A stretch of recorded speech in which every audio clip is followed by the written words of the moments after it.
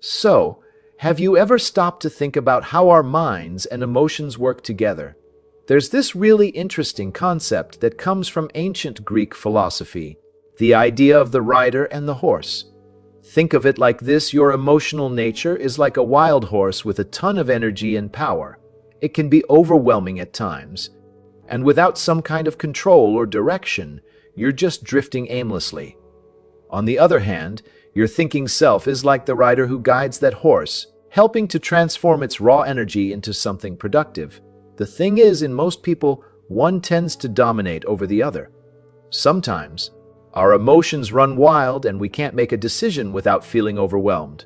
Other times, we get too caught up in trying to control everything and forget how to let loose and have fun. But when these two forces work together in harmony, that's when you start to achieve something truly remarkable. It's all about balance, really.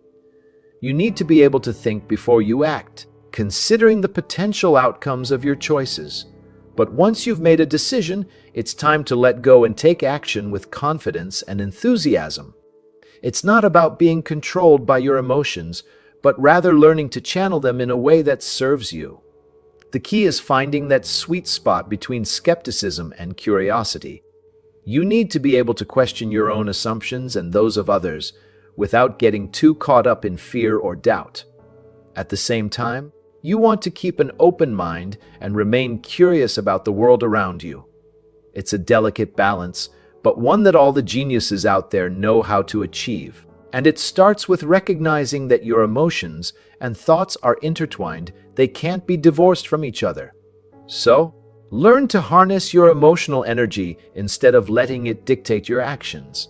That's the secret to mastering your emotional self and living a life of purpose and fulfillment. Now, I want you to think about this for a moment. How do you navigate these two forces within yourself? Do you tend to lean more towards emotions or reason? And how can you find that perfect balance between skepticism and curiosity?